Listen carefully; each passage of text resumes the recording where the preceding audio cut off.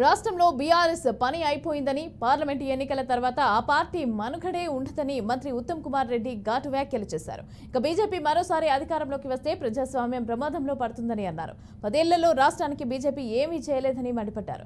2022లోగా రైతుల ఆదాయం రెట్టింపు చేస్తామని హామీ ఇచ్చిన బీజేపీ ఆదాయం పెంచకపోగా ఇంకా తగ్గించిందని ఆరోపించారు.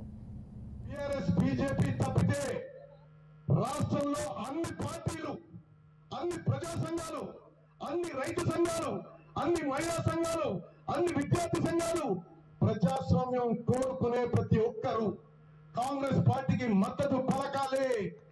ఫ్యాసిస్ట్ బీజేపీని ఓడించాలి. నరేంద్ర మోదీని ఇంటికి పంపించాలి.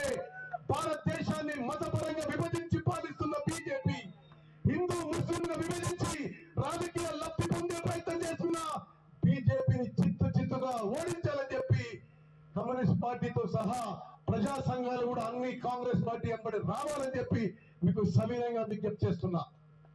ఈరోజు భారతదేశంలో ప్రజాస్వామ్యం ప్రమాదంలో ఉంది.